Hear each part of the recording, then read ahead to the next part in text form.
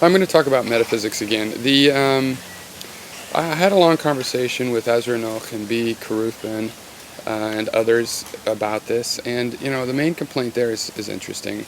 It's a complaint that the type of metaphysics that I'm rejecting and talking about is this theistical or New Agey kind of metaphysics, where it's about the supernatural, beyond the natural. Okay, and he points out a more philosophical definition of the term, as in with Plato, metaphysics just being ideas that we use to understand the physical world, which themselves do not need to be derived from the senses. They're derived from some other source. And I really am rejecting both, and I'm saying that they're the same kind of thing, and this is the sense in which Christianity is Platonism for the masses. It's a description of this supernatural world that's modeled on a Platonic kind of metaphor of this metaphysics.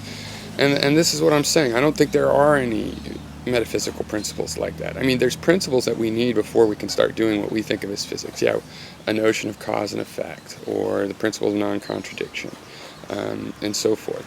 But these things require senses to confirm. We develop these things, as I said before, through our evolution. And I think the evidence of this is, among other things, that our concepts of cause and effect or non-contradiction are not quite right. It's like there's a net, the extension of the term. Yes, there's some phenomena out there that the idea of cause and effect works as a net around, as a name around. But our intentional definition, our understanding fundamentally of how cause and effect works, is not perfect. It's just an attempt to describe what we've caught in this net.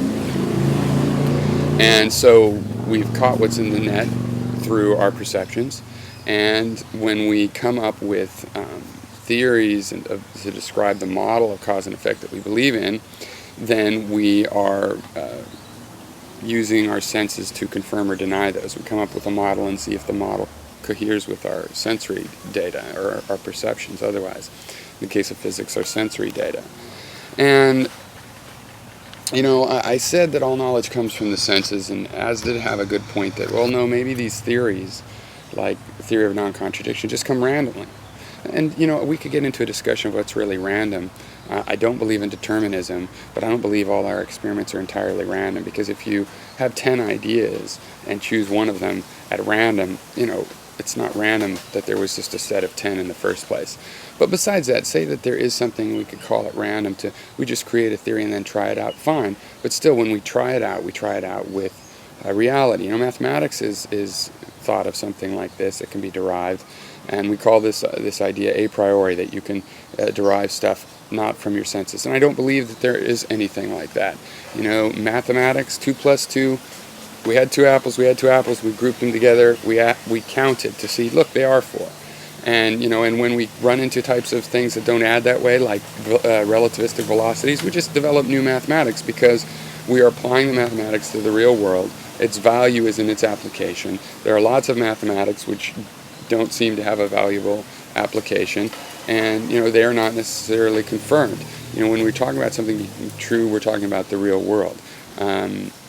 Something can be true in terms of their definition. That is still not something that comes from beyond the senses, because those definitions are all inspired by our experiences here in the real world. So I think for those that want to maintain that there's something that comes, that it doesn't have to be run through the perceptions, and in that sense, the only valid knowledge is coming through perceptions, is that you have to describe, why do we have to change? Why do we have to modify something like cause and effect?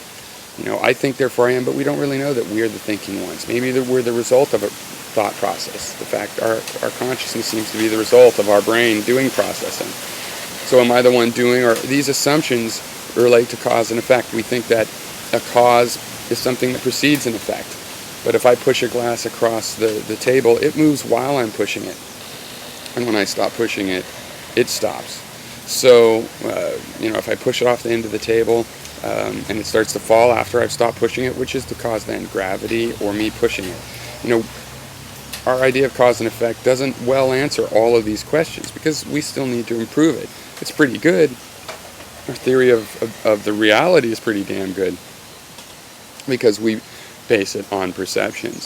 So I'm not mistaking the two definitions, because while I am sort of talking a lot about this common perception of metaphysics, it relates directly on the issues I'm talking about to the more technical definition of metaphysics.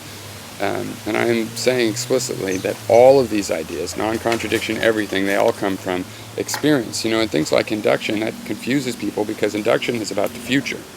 It's about extrapolating into the future in some sense or another, and or beyond the data set.